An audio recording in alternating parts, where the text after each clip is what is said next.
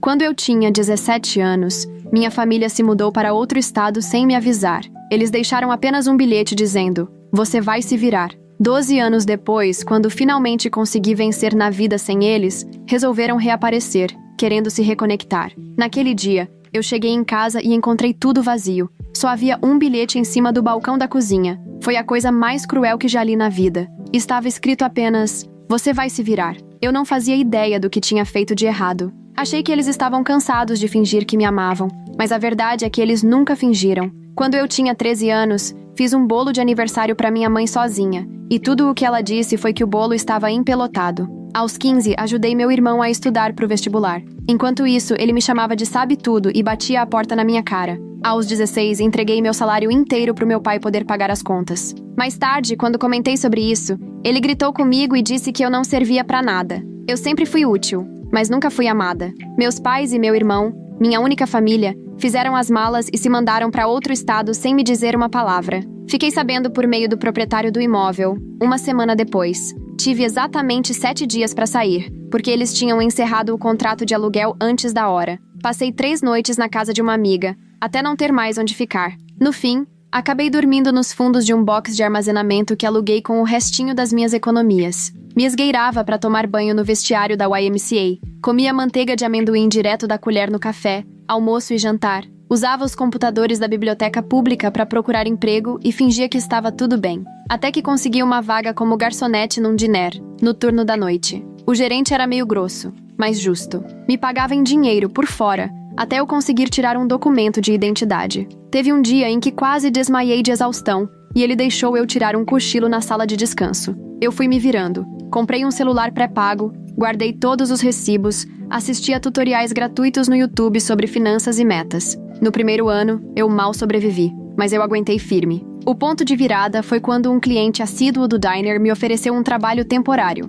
organizar arquivos antigos de um escritório. Pagava 3 vezes mais que meu salário como garçonete. Aceitei na hora. Aprendi rápido. Chegava antes da hora. Fazia perguntas. Aos 22, já estava trabalhando como freelancer em tempo integral. Aos 25, abri minha própria consultoria. Só eu, uma mesinha dobrável e um notebook emprestado. Aos 27, tinha 5 prestadores de serviço trabalhando comigo, um escritório próprio e uma lista de clientes que antes eu só via em sonhos. E aos 29, me tornei oficialmente milionária. Não é aquele milionária de Instagram que finge para ganhar like. Era dinheiro de verdade, com conta de aposentadoria, sem dívidas, apartamento quitado e plano de saúde que eu conseguia pagar. Quando vi 7 dígitos no app do banco pela primeira vez, chorei. Durante todos esses anos difíceis, minha família nunca tentou entrar em contato. Nenhuma vez. Vi meu irmão aparecer uma vez na lista de sugestões de amizade. Hoje ele é casado. Ainda mora no estado para onde eles sumiram. Fiquei encarando a tela por um bom tempo,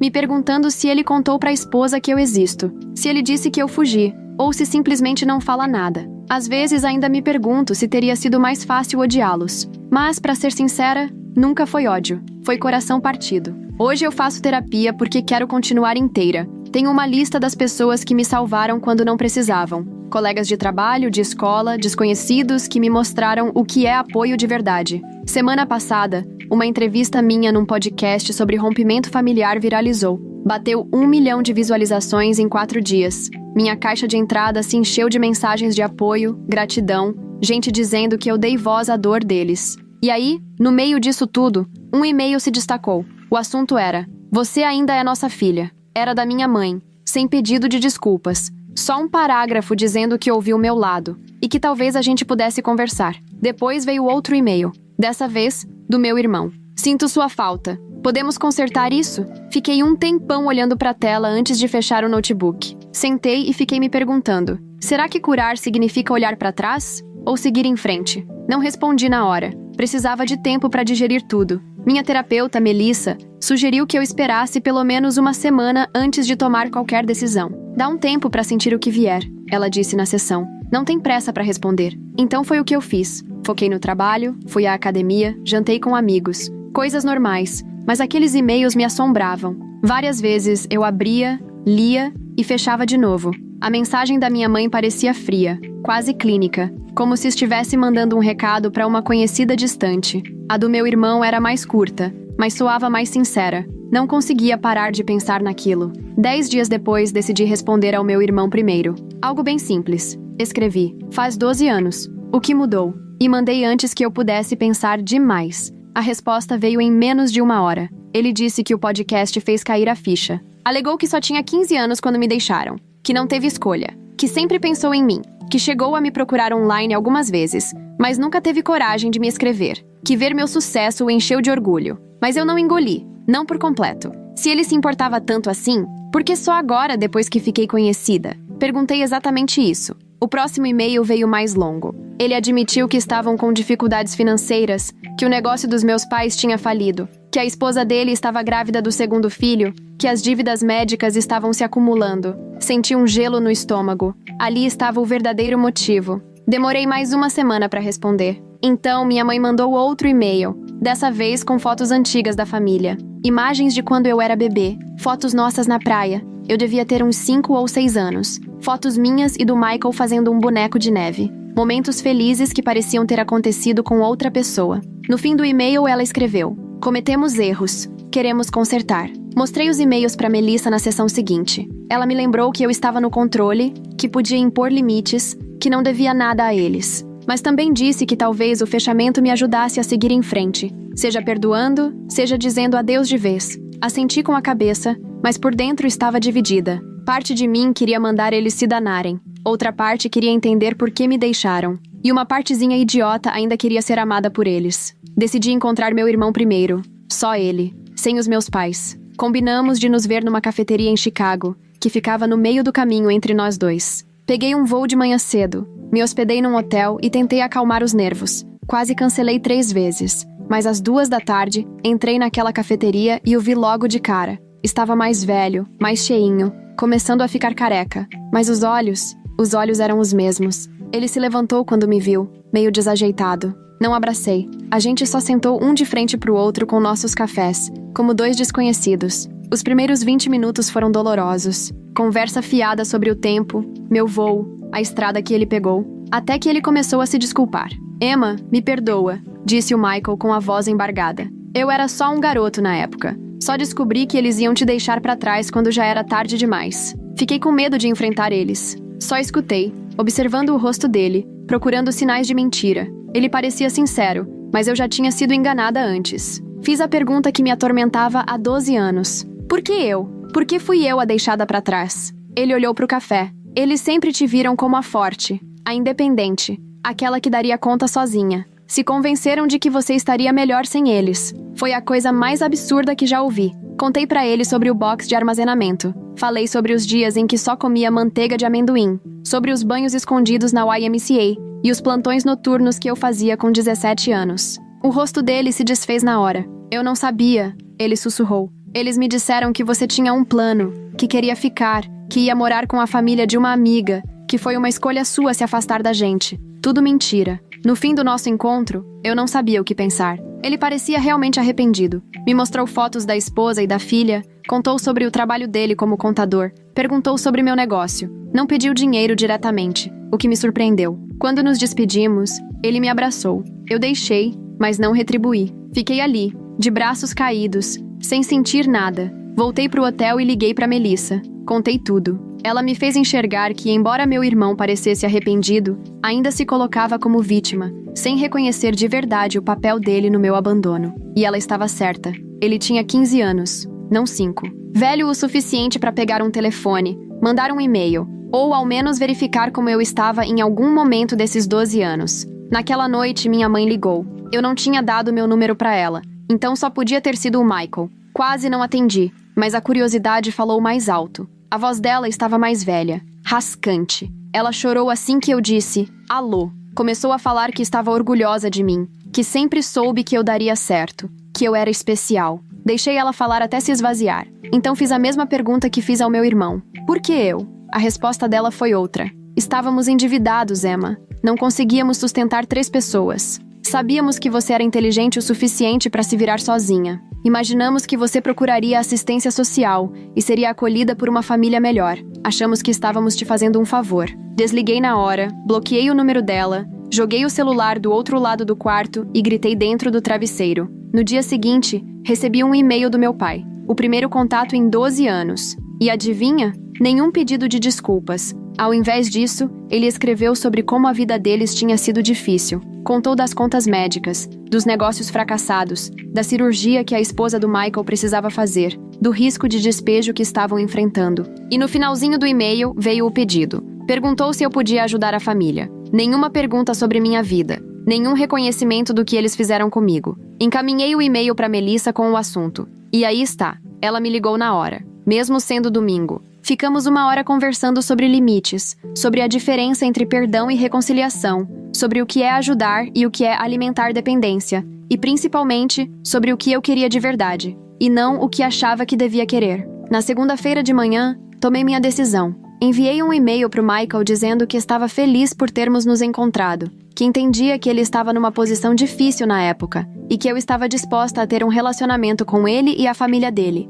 mas com regras bem claras, sem dinheiro, sem empréstimos, sem nenhum tipo de apoio financeiro, e nada de relação com nossos pais até que eles assumissem totalmente a responsabilidade pelo que fizeram. A resposta dele veio na hora, e disse muito sobre ele. "Tô muito decepcionado, Emma", ele escreveu. "Nossos pais estão precisando de ajuda, família tem que se apoiar. Você tá sendo egoísta com o seu sucesso. Todos os gatilhos de culpa que eles implantaram em mim na infância foram ativados ao mesmo tempo. Mas eu não respondi. Ao invés disso, marquei uma nova sessão com a Melissa e comprei uma viagem para Bali. Eu precisava de espaço para digerir tudo. 3 dias depois, o Michael ligou. Deixou uma mensagem de voz pedindo desculpas pelo e-mail, dizendo que entendia minha posição, que ainda queria manter um relacionamento nos meus termos e que respeitaria meus limites. Ouvi o recado 2 vezes, tentando decidir se ele era sincero ou só estava mudando de estratégia. Decidi dar mais uma chance, mas com o pé atrás. Fui para Bali mesmo assim. Passei 2 semanas na praia, caminhando pelos arrozais, meditando. Eu precisava daquela distância. Quando voltei, tinha 6 e-mails do meu pai, cada um mais desesperado que o outro. Não passei nem dos assuntos. Também tinha uma mensagem do Michael perguntando se a gente podia conversar de novo. Aceitei uma ligação. Só isso. A conversa começou tranquila. Ele pediu desculpas de novo por ter me pressionado. "Tenho pensado muito no que você me disse", ele falou. "Comecei a fazer terapia também. E eu acreditei nessa parte." Ele soava diferente, menos na defensiva. Falamos sobre os filhos dele, sobre o meu trabalho, coisas normais. Aí ele comentou que nossos pais iam visitá-lo no fim de semana e perguntou se eu toparia encontrá-los. Só por 1 hora, num lugar público. Senti o peito apertar. "Não tô pronta pra isso, Michael." Ele insistiu um pouco, mas recuou quando eu fiquei em silêncio. Depois que desliguei, liguei pra Melissa. Tivemos uma sessão de emergência naquela noite. Ela me ajudou a entender que o medo de vê-los não era por ódio. Era porque, no fundo, eu ainda queria a aprovação deles. Ainda queria ser amada por eles. Ainda queria ser suficiente. Era patético, mas era verdade. Chorei por 1 hora no consultório dela. No dia seguinte, o Michael mandou outra mensagem. Disse que nossa mãe chorou a noite toda depois que ele contou que eu não ia encontrá-los. Que nosso pai estava falando em dirigir até minha cidade mesmo assim. Senti um pânico. Bloqueei o número do Michael na hora. Depois, liguei para minha assistente e avisei que ia trabalhar de casa a semana inteira. Pedi mercado por delivery. Basicamente, me tranquei no apartamento, igual uma criança assustada. Na quarta-feira, o porteiro ligou. Disse que tinha um casal perguntando por mim. Não quiseram dar os nomes. Eu soube na hora. Falei que não estava recebendo visitas. 5 minutos depois, meu celular tocou de um número desconhecido. Deixei cair na caixa postal. Era meu pai. "Emma, dirigimos 8 horas para te ver", disse ele com a voz cheia de raiva. "Você tá sendo infantil. A gente merece uma chance de se explicar." Apaguei a mensagem e desliguei o celular. Na manhã de quinta-feira, acordei com alguém batendo na porta com força. Congelei na cama, o coração disparado. Olhei pelo olho mágico. Eram eles, meus pais, parados no corredor como se tivessem algum direito de estar ali. "Emma, por favor." A voz da minha mãe veio abafada pela porta. "A gente só quer conversar. Nós sabemos que você tá aí." E meu pai completou. "A gente te ama. Desculpa." Eu não abri a porta. Sentei no chão, encostada na parede, tremendo. Depois de um tempo, eles foram embora. Liguei para a segurança do prédio imediatamente. Pedi para não deixarem mais aquelas pessoas subirem. O segurança ficou preocupado, perguntou se eu queria chamar a polícia. Eu disse que não. Só pedi para não deixarem eles entrarem mais. Depois liguei para Melissa. Ela veio até minha casa na hora do almoço. Trouxe um sanduíche e ficou sentada comigo enquanto eu chorava. Disse que eu tinha todo o direito de impor meus limites, que eu não devia nada a eles, que o que estavam fazendo era assédio, não reconciliação. Quando ela foi embora, recebi mais uma mensagem do Michael. Ele estava furioso. Disse que eu tinha humilhado nossos pais, que eles estavam hospedados num motel barato que não podiam pagar, só para tentar me ver, que a esposa dele precisava de cirurgia no mês seguinte e que eles esperavam que eu ajudasse. Disse que eu estava sendo cruel. Eu não respondi. Na sexta de manhã, decidi que precisava sair da cidade por um tempo. Comprei uma passagem para visitar minha amiga Rachel em Portland. Ela foi uma das poucas pessoas que me ajudaram quando eu não tinha onde ficar. Me deixou dormir no sofá dela por uma semana, quando o mundo inteiro parecia ter virado as costas para mim. Eu confiava nela de olhos fechados. Estava jogando roupas na mala quando meu celular tocou. Número desconhecido de novo. Ignorei. 10 minutos depois, o porteiro me ligou. Disse que tinha uma mulher lá embaixo passando mal. Parecia estar tendo uma crise de saúde. Disse que ela estava perguntando por mim pelo nome, afirmando ser minha mãe. Me deu um embrulho no estômago. Pedi para ele chamar uma ambulância se fosse necessário, mas avisei que eu não desceria. Ele parecia desconfortável, mas concordou. Terminei de arrumar as coisas e desci uma hora depois. Olhei com cuidado antes de entrar no saguão. Não vi sinal deles. Senti um alívio enorme, mas também uma culpa estranha. O porteiro me lançou um olhar esquisito quando passei. Disse que a ambulância tinha vindo, que a mulher estava com dores no peito e que a tinham levado para o hospital memorial. Assenti com a cabeça e corri para o Uber que já me esperava. No aeroporto, recebi outra ligação do Michael. Quase não atendi, mas alguma coisa me fez atender. Mãe teve um infarto. Ele chorava. Ela tá na sala de cirurgia. Isso é culpa sua por estressar ela. Desliguei na cara dele. Liguei para Melissa em seguida. Contei o que tinha acontecido. Perguntei se eu era uma pessoa horrível. Emma, presta atenção. Ela disse com firmeza. Você não é responsável pela saúde da sua mãe. Isso parece mais uma tentativa de manipulação. Embarca nesse avião e cuida de você. E foi o que eu fiz. Passei o fim de semana com a Rachel. Contei tudo. Ela lembrava bem da época em que minha família me abandonou. Lembrava o quanto eu tinha ficado despedaçada. Ficou furiosa por mim. Eles não merecem nenhum minuto do seu tempo, ela disse, me servindo mais uma taça de vinho. Não depois do que fizeram com você. Foi reconfortante ter alguém 100% do meu lado. No domingo à noite, recebi um e-mail do meu pai. Minha mãe estava estável, tinha colocado um stent, receberia alta na terça. O e-mail terminava com: ela tá perguntando por você. Já não acha que nos puniu o suficiente? Mostrei para Rachel. Ela revirou os olhos com tanta força que achei que iam ficar presos. Me disse que aquilo era chantagem emocional de manual. E eu sabia que ela estava certa, mas uma parte de mim ainda se sentia culpada. Voltei para casa na segunda. Encontrei um buquê de flores deixado na porta do meu apartamento. O cartão dizia: por favor, nos ligue. Estamos no Holiday Inn até quarta. Sem desculpas. Sem respeito aos meus limites. Apenas mais uma exigência. Joguei as flores direto no lixo. Na terça de manhã, recebi uma mensagem de número desconhecido. Era uma foto da minha mãe numa cama de hospital, pálida e frágil. A mensagem dizia: talvez ela não tenha muito tempo. Tem certeza de que quer viver com esse arrependimento? Bloqueei o número. Liguei para Melissa. Ela sugeriu que eu me afastasse das redes sociais, trocasse de número. Talvez até fosse melhor me hospedar com uma amiga por uns tempos.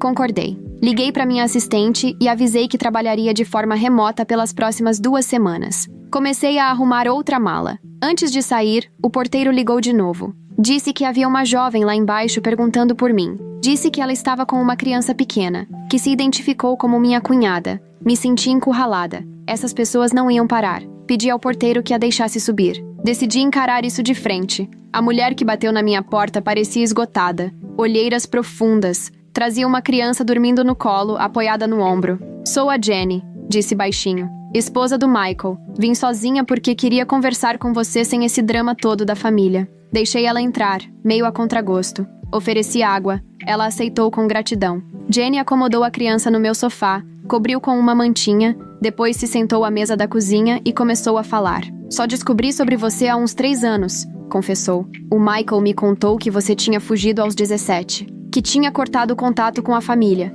Sempre achei estranho, mas nunca insisti. Quando ouvi seu podcast, foi um choque. Confrontei ele, e aí ele finalmente contou a verdade. Eu só escutava, sem saber mais no que acreditar. Jenny parecia sincera. Fiquei horrorizada com o que fizeram com você, continuou. Insisti para que o Michael entrasse em contato, mas eu não fazia ideia de que eles iam te pedir dinheiro. Fiquei envergonhada e com raiva. Sim, eu preciso de uma cirurgia por conta de um problema na tireoide, mas temos plano de saúde. Quem está com problemas financeiros são seus pais, não a gente. Perguntei por que ela tinha vindo. Ela me olhou nos olhos, firme. Porque você merece saber a verdade toda, respondeu. Seus pais estão contando pra todo mundo que foi você quem abandonou a família, que você tem problemas mentais, que roubou o dinheiro deles antes de desaparecer, que eles passaram anos tentando te encontrar. Tudo mentira, tudo pra encobrir o que fizeram. Senti como se tivesse levado um soco. Como você sabe que isso é verdade? Ela pegou o celular, me mostrou postagens antigas no Facebook. Minha mãe pedindo orações para encontrar a filha problemática. Meu pai dizendo que eu tinha levado as economias da família antes de fugir. Postagens sobre contratar detetives particulares, sobre procurarem abrigos de sem-teto. Tudo cuidadosamente construído para fazer deles as vítimas. Tudo postado anos depois de me abandonarem.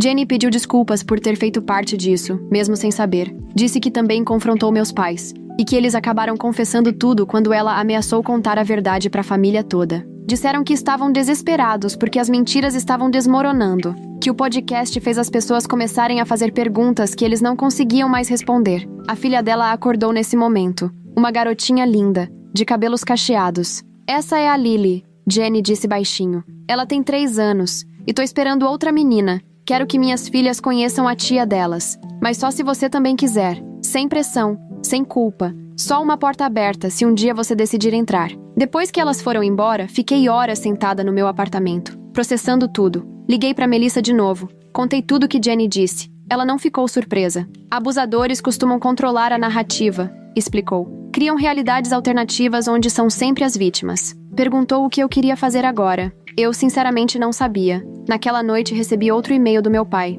Mas esse era diferente. Estava cheio de raiva. Ameaçador. Dizia que, se eu estivesse espalhando mentiras sobre eles online, eles me processariam por difamação. Afirmava que tinham provas de que eu roubei deles. Disse que, se eu não retirasse o podcast do ar e fizesse um pedido de desculpas público, eles contariam o lado deles para a imprensa. Exigiram compensação financeira pelos danos causados à reputação deles. Encaminhei o e-mail para Melissa. Depois para o meu advogado, Marcos. Ele me ligou imediatamente. Isso é só ameaça vazia, me tranquilizou. A verdade é uma defesa absoluta contra a difamação. Salva tudo, mas não responde. Se eles realmente entrarem com algo, eu cuido. Mas, sinceramente, quem vai mesmo processar não avisa com antecedência. No dia seguinte, recebi uma ligação do Michael. Deixei cair na caixa postal. Ele parecia apavorado. Emma, a Jenny me contou que te visitou. Nossos pais estão furiosos. Estão falando horrores sobre ela agora também. Tô com medo de que façam alguma loucura. Por favor,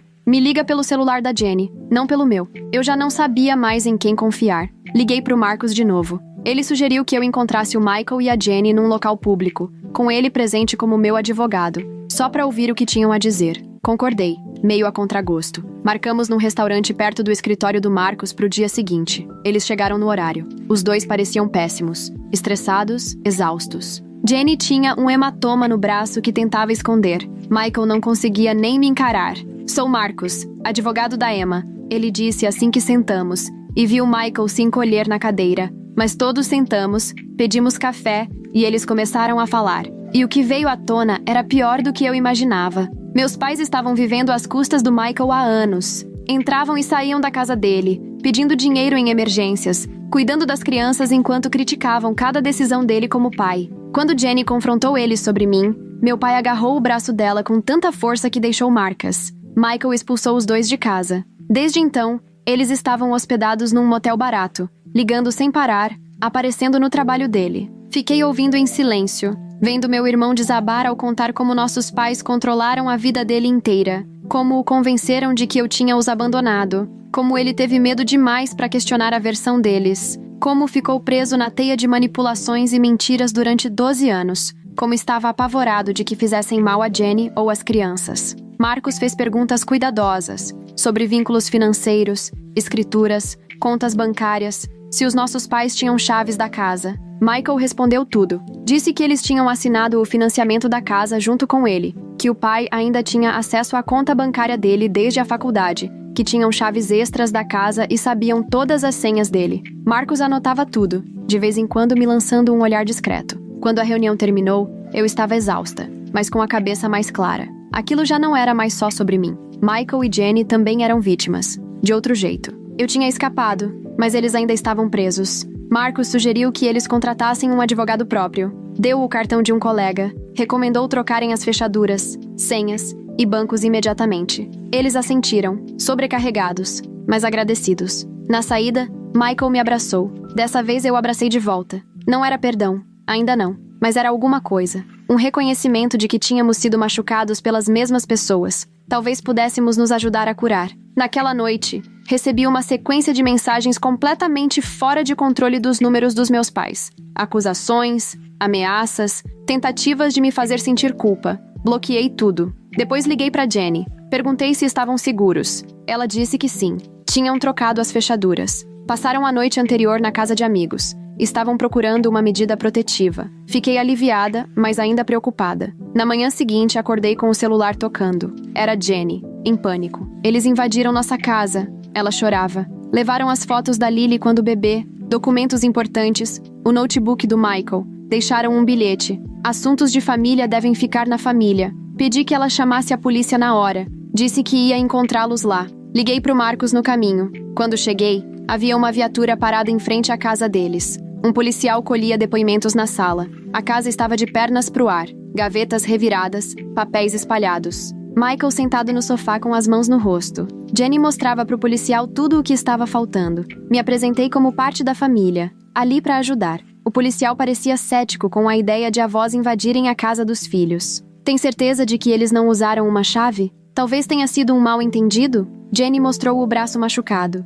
Contou sobre o comportamento agressivo, sobre as ameaças, sobre como estavam sendo perseguidos. Ele anotou, mas parecia ainda não levar a sério. Disse que sem provas concretas seria difícil provar quem fez aquilo. Depois que os policiais foram embora, ajudamos a limpar a bagunça juntos. Descobrimos mais itens faltando. Álbuns de fotos, documentos financeiros, a chave reserva do carro. Michael estava arrasado. A culpa é minha, disse. Devia ter protegido minha família melhor. Devia ter enfrentado eles anos atrás. Devia ter te procurado com mais empenho. Não discordei, mas também não joguei mais peso em cima dele. Já tínhamos passado desse ponto. Marcos chegou quando estávamos quase terminando. Olhou em volta. Sério. Disse que aquilo mudava tudo. Que precisávamos documentar tudo. Que invasão domiciliar era crime. Que todos devíamos ficar em outro lugar por alguns dias. E que nos ajudaria a pedir medidas protetivas de urgência no dia seguinte. Concordamos, sem forças para discutir. Jenny arrumou as malas enquanto eu e Michael tentávamos deixar a casa segura. Trocamos as fechaduras de novo, verificamos janelas, discutimos instalar câmeras de segurança. Parecia surreal ter que tomar esses cuidados contra os nossos próprios pais, mas era necessário. Eles tinham ultrapassado um limite que não dava para voltar atrás. Na saída, Michael recebeu uma mensagem do nosso pai. 3 palavras apenas. Estamos de olho. Ele me mostrou com as mãos tremendo. Tirei um print, mandei pro Marcos e tomei uma decisão. Disse pra eles que viriam ficar comigo. Meu prédio tinha segurança, câmeras, porteiro que já sabia que não devia deixar meus pais entrarem. Eles aceitaram na hora. Naquela noite, nós 4 jantamos comida por delivery na minha sala. Lily brincava com os brinquedos que Jenny trouxe. Conversamos baixinho sobre os próximos passos, sobre as medidas judiciais, sobre boletins de ocorrência, sobre trocar números de telefone, e-mails, talvez até se mudar de casa, sobre como se proteger a longo prazo. Não era o tipo de reencontro em família que eu jamais imaginei. Sentada ali com o irmão que me deixou para trás, a esposa dele que acreditou em mentiras sobre mim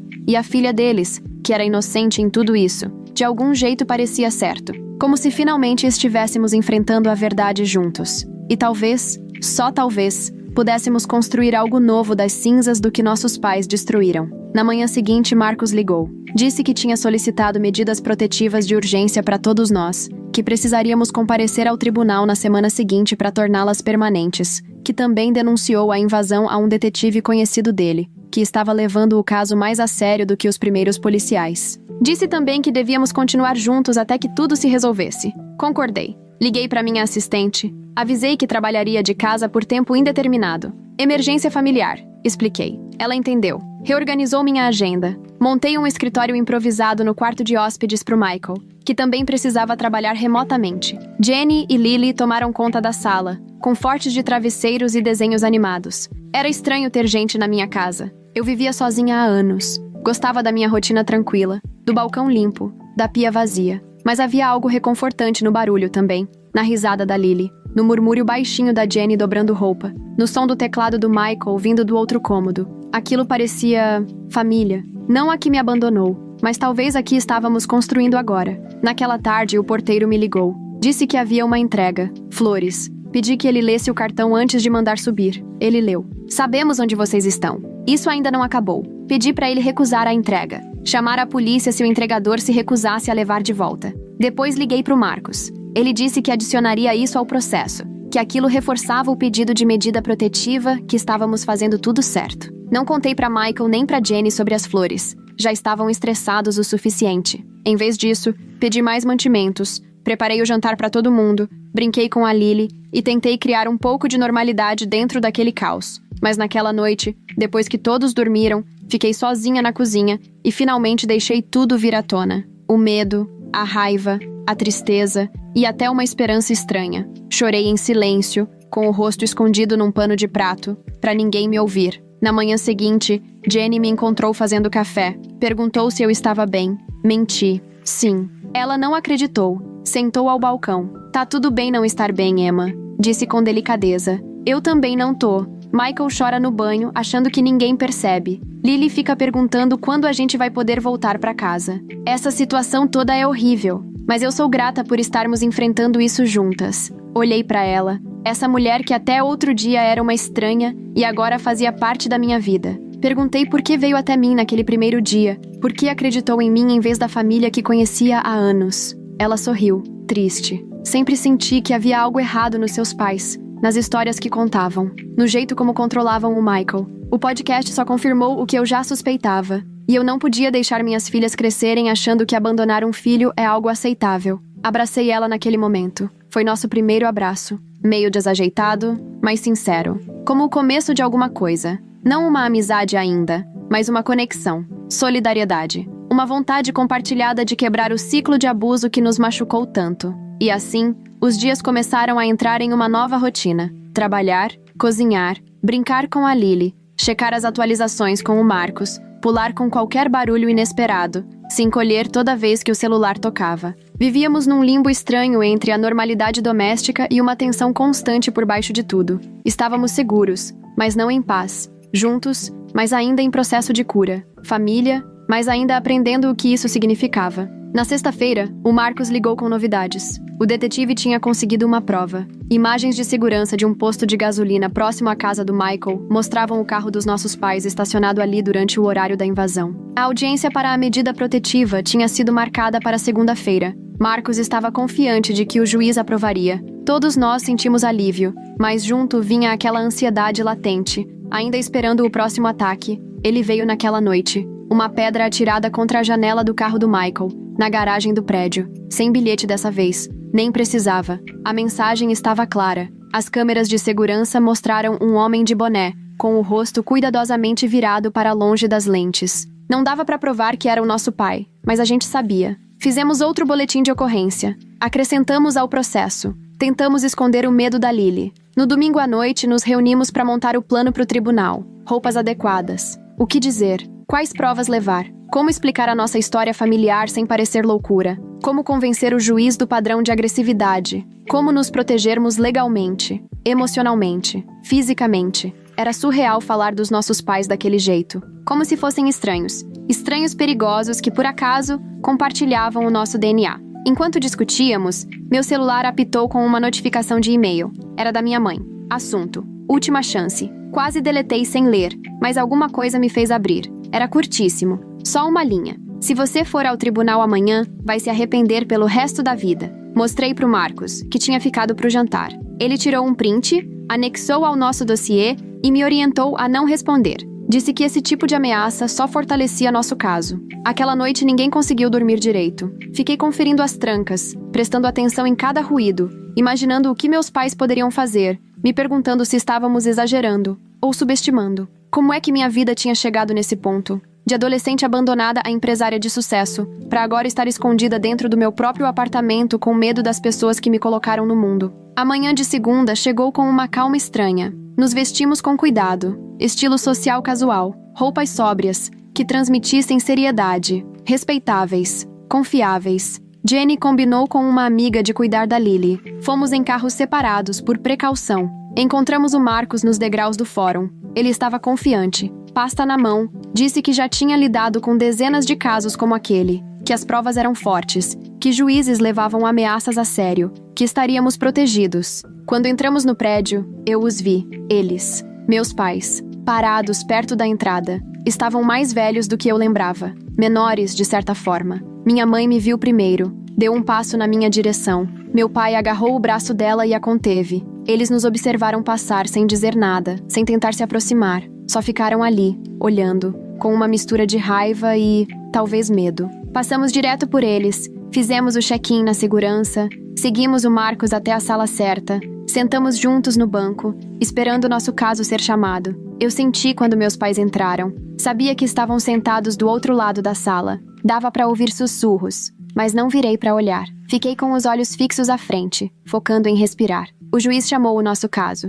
Nos levantamos, caminhamos até a frente, assumimos nossos lugares. Marcos apresentou as provas com calma. A invasão, as mensagens ameaçadoras, as flores, o tijolo, o e-mail, o histórico de abandono e manipulação. O juiz ouviu tudo com atenção, fez perguntas objetivas, lançava olhares cada vez mais sérios aos meus pais. Quando chegou a vez deles, se aproximaram do banco sozinhos, sem advogado, só os dois. Meu pai falou primeiro, alegou que estávamos exagerando, que só queriam se reconectar com a família, que nunca tinham quebrado nenhuma lei, que nos amavam e queriam se redimir, que tudo não passava de um mal-entendido fora de proporção. O juiz perguntou sobre as imagens da câmera, sobre as mensagens. Meu pai negou tudo. Disse que não eram eles nas imagens, que os textos estavam sendo mal interpretados, que eles eram as verdadeiras vítimas. Minha mãe só balançava a cabeça e, de vez em quando, enxugava os olhos com um lencinho. Então, o juiz foi direto e perguntou sobre o abandono. Vocês deixaram sua filha menor de idade sozinha e se mudaram para outro estado?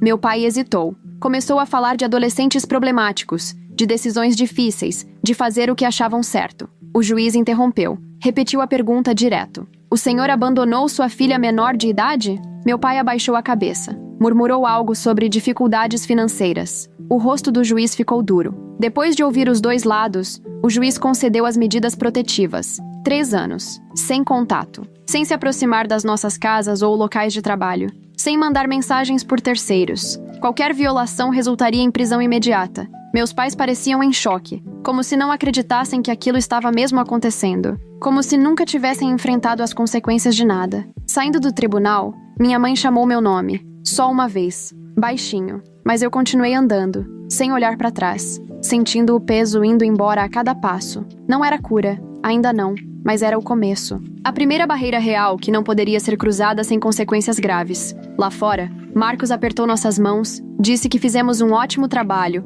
que as ordens estavam bem fundamentadas, que era para ligar para ele imediatamente em caso de qualquer violação, e que estava orgulhoso de nós por termos enfrentado tudo isso. Agradecemos, atordoados, mas aliviados, como sobreviventes de um desastre natural, pisando na luz do sol depois da tempestade. Michael me abraçou nas escadarias do tribunal. Um abraço de verdade, apertado. Me desculpa, Emma, ele disse com a voz embargada. Por tudo, por não ter te protegido, por não ter te encontrado antes, por ter acreditado neles, por ter trazido esse caos de volta para sua vida. Eu abracei ele de volta. Disse que íamos ficar bem, que agora a gente tinha um ao outro, que podíamos construir algo novo, algo melhor. Enquanto íamos para os nossos carros, meu celular vibrou. Uma mensagem de número desconhecido. Quase não olhei, mas quando olhei, senti um gelo na espinha. Era uma foto da Lily, brincando no quintal da casa da amiga, sem saber que estava sendo observada. Abaixo da foto, apenas 4 palavras.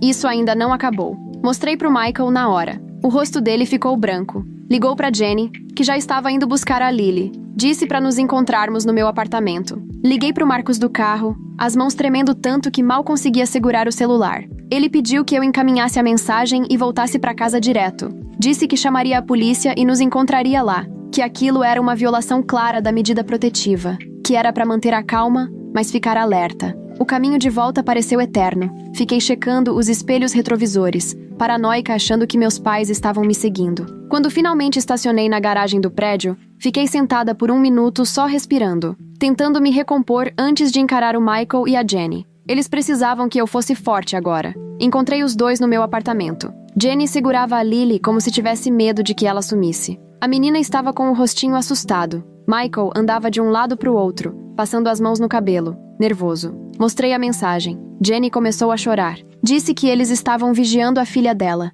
Disse que nunca se perdoaria se algo acontecesse com a Lily. Michael abraçou as duas, com uma expressão determinada que eu nunca tinha visto nele. Marcus chegou 20 minutos depois, com 2 policiais. Eles pegaram nossos depoimentos, analisaram a mensagem, fizeram algumas ligações. Disseram que iam mandar uma viatura até a casa da amiga da Lily, que tentariam rastrear o número, que aumentariam a vigilância em volta do prédio. Fizeram tudo certo, mas dava para perceber que ainda não compreendiam totalmente o quão perigosos nossos pais eram, o quanto estavam fora de controle e o quanto estavam desesperados. Depois que a polícia saiu, nos sentamos na sala tentando decidir os próximos passos. Jenny sugeriu se esconder num hotel com nomes falsos. Michael achava melhor irmos para casa de um primo dele em outro estado. Eu só sentava ali, cada vez mais irritada. Isso era um absurdo. A gente fez tudo certo. Seguiu cada passo da lei. Conseguiu as medidas protetivas. E eles ainda estavam nos aterrorizando. Ainda estavam tentando controlar nossas vidas pelo medo. Levantei de repente. Cansei de fugir, falei. Cansei de me esconder. Cansei de deixar que eles decidam como eu vivo minha vida. Já roubaram minha infância. Não vou entregar minha vida adulta também. Michael me olhou como se eu tivesse enlouquecido. E o que você pretende fazer? Eu sinceramente ainda não sabia. Mas sabia que não dava mais para continuar daquele jeito. Naquela noite, fizemos vigília por turnos enquanto os outros dormiam. Fiquei com o primeiro turno, sentada na janela da sala, luzes apagadas, observando a rua lá embaixo. Por volta das 2 da manhã, vi um carro conhecido, o velho Buick do meu pai. Ele deu 3 voltas no quarteirão antes de estacionar do outro lado da rua. Tirei fotos com o celular, depois acordei o Michael. Assistimos juntos enquanto nosso pai ficava ali dentro do carro, só observando o prédio, sem se aproximar. Tecnicamente, não quebrando a medida protetiva, só deixando bem claro que estava ali, vigiando, esperando. De manhã, enviei as fotos para o Marcus. Ele disse que era preocupante, mas não configurava uma violação da medida protetiva, já que meu pai ficou dentro do carro, longe do prédio. Orientou a continuar documentando tudo. Disse que falaria com o detetive de novo. Desliguei me sentindo frustrada. O sistema jurídico tinha limites. Medidas protetivas eram só pedaços de papel. Não impedem alguém realmente determinado a te fazer mal. Jenny e Michael decidiram levar a Lily para um hotel por alguns dias. Um lugar com corredores internos e segurança reforçada. Ajudei a fazer as malas, abracei os dois na despedida, prometi mandar mensagem a cada poucas horas. Quando eles foram embora, sentei no meu apartamento vazio e me senti estranhamente tranquila, como se tivesse chegado num ponto de decisão, como se eu soubesse que não dava mais para viver naquele limbo. Liguei para Melissa, contei tudo, perguntei o que ela achava que eu devia fazer. Ela ficou em silêncio por um momento. Depois me fez uma pergunta que me atingiu em cheio. O que você realmente quer dos seus pais? Não o que eu não queria, não o que eu temia, mas o que eu de fato queria. E percebi que nunca tinha pensado dessa forma. Depois que desligamos, fiz uma lista. O que eu queria? 1. Viver sem medo. 2. Ter uma relação com meu irmão e a família dele. 3. Deixar de me sentir responsável pelas atitudes dos meus pais. 4. Me libertar do passado. Em nenhum lugar dessa lista estava reconciliação, nem perdão, nem entender por que fizeram o que fizeram. Eu só queria estar livre deles. Naquela tarde, fiz algo que parecia loucura. Mandei um e-mail para os meus pais. Só uma mensagem curta. Eu sei que vocês estão vigiando meu prédio. Sei que não vão parar. Então vamos conversar. Uma última vez. Amanhã, meio-dia, na cafeteria da 8ª Rua. Só eu. Sem polícia. Sem advogado. Depois disso, vocês deixam todos nós em paz para sempre. Cliquei em enviar antes que pudesse mudar de ideia. Não contei pro Michael, nem pra Jenny, nem pro Marcus ou pra Melissa. Aquilo era algo que eu precisava fazer sozinha, por mim.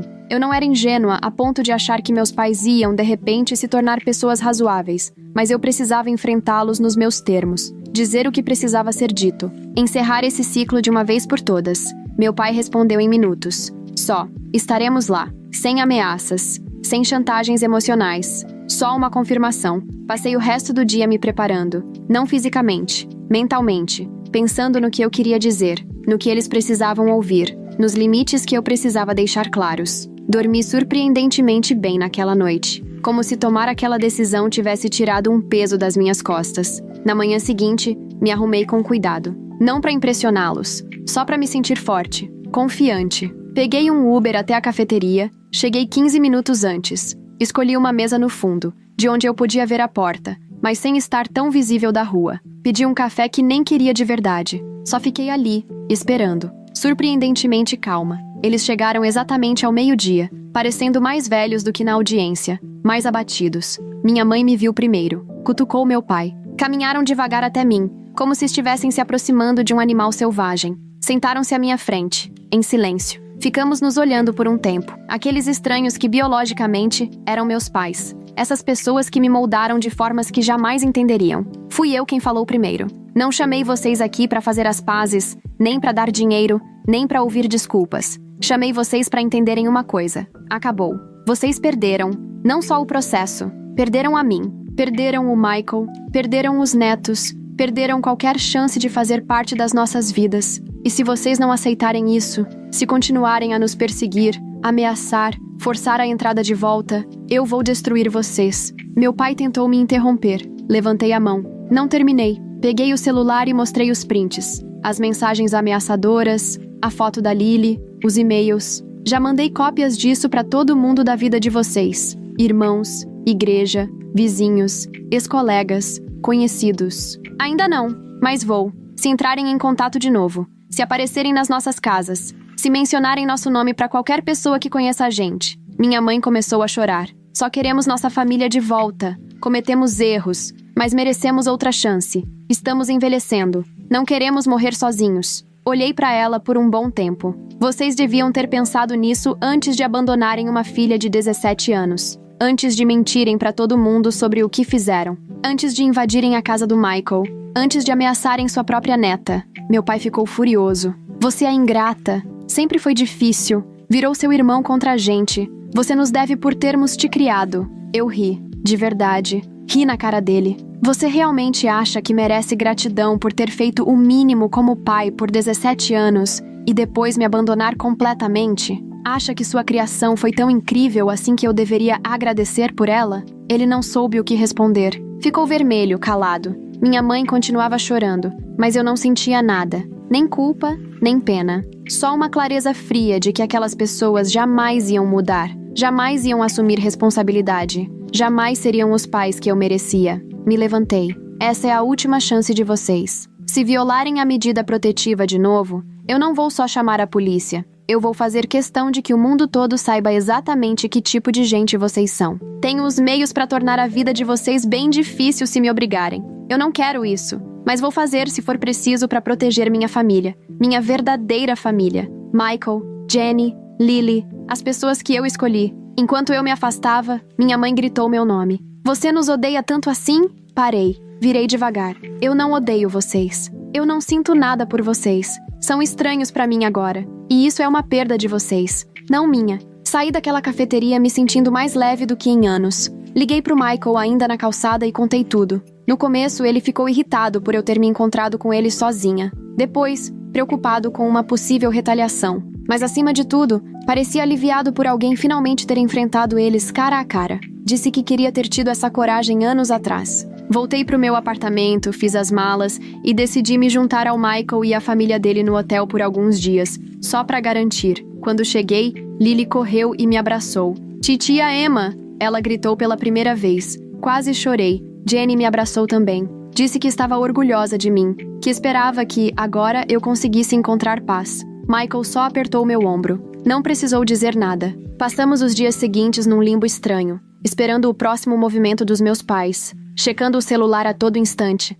assustados com qualquer barulho. Mas nada aconteceu. Nenhuma ligação, nenhuma mensagem, nenhum e-mail, nenhuma aparição do carro deles. Só silêncio. Depois de uma semana, Michael e Jenny decidiram voltar para casa. Trocaram as fechaduras de novo. Instalaram câmeras de segurança. Começaram a pensar em vender a casa. Procurar um lugar mais perto da minha cidade. Eu também voltei pro meu apartamento. Voltei ao trabalho. Voltei a algo parecido com uma vida normal. 2 semanas se passaram. Depois 1 mês. E nada dos meus pais. Marcos continuava acompanhando tudo de perto. Dizia que o detetive tinha confirmado que meus pais haviam voltado pro estado onde moravam antes. Que as medidas protetivas ainda estavam valendo. Que era importante continuarmos atentos. Mas que também devíamos tentar seguir com nossas vidas. E aos poucos, foi o que fizemos. Michael conseguiu um novo emprego na minha cidade. Jenny matriculou a Lily numa escolinha. Eles compraram uma casa a 20 minutos do meu apartamento. Passamos a jantar juntos todos os domingos. Começamos a construir novas tradições, novas memórias, um novo tipo de família, baseada em escolha, não em obrigação. Achei que fosse sentir alguma coisa em relação aos meus pais. Tristeza, culpa, raiva. Mas no fundo, o que senti foi alívio. Como se finalmente eu tivesse largado um peso que carregava desde os 17 anos. Como se agora eu pudesse olhar para frente em vez de viver presa ao passado. 6 meses depois do encontro na cafeteria, recebi uma carta, encaminhada pelo Marcos, para manter meu endereço em sigilo. Era da minha mãe.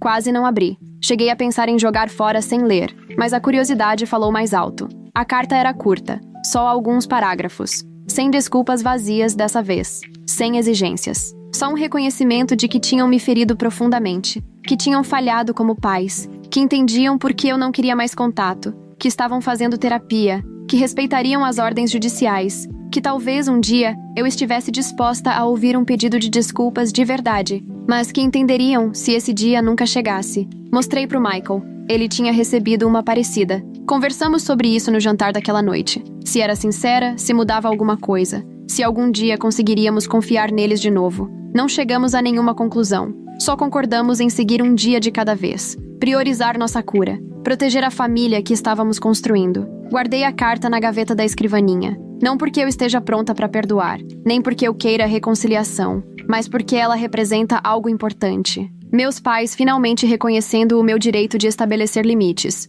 O meu direito de escolher quem entra, ou não entra, na minha vida. O meu direito de definir o que é família, nos meus próprios termos. Semana passada, a Lily fez 4 anos. Michael e Jenny me convidaram para ajudar com a festa. Fizemos no meu apartamento. Balões por todos os lados. Um bolo encomendado numa confeitaria chique. Presentes empilhados na mesinha de centro. Lily correndo de um lado pro outro vestida de princesa. Rindo. Jenny tirando fotos. Michael assando hambúrguer no meu balcão. Amigos passando o dia todo por ali. Tanta alegria. Tanta vida. Em um momento, entrei na cozinha só para ter um instante sozinha. Fiquei observando pela porta. Michael girando a Lily no ar. Jenny rindo de alguma piada. E meu apartamento, que antes era tão silencioso e vazio, agora cheio de vida e amor. Pensei naquele bilhete no balcão da cozinha, 12 anos atrás. Você vai se virar. E eu me virei. Não do jeito que eles imaginavam, mas descobri o que é família, o que é amor de verdade, e o que eu sempre mereci. Não tô dizendo que hoje tudo é perfeito. Ainda tenho dificuldades para confiar. Ainda faço terapia toda semana. Ainda tenho pesadelos com abandono. Ainda me assusto quando a campainha toca sem avisar. Mas eu tô me curando. Todos nós estamos. Reconstruindo algo novo a partir dos cacos do passado. Algo mais forte. Algo escolhido. Algo real. Às vezes me perguntam se algum dia eu vou me reconciliar com meus pais. Se vou permitir que conheçam a Lily. Se algum dia vou perdoar o que fizeram. Eu não tenho essas respostas ainda. Talvez um dia. Talvez nunca. Mas o que eu sei é o seguinte: não sou mais definida pelo que fizeram comigo. Sou definida pelo que construí depois. Pela pessoa que escolhi ser. Pela família que escolhi criar. E isso por si só já é o bastante.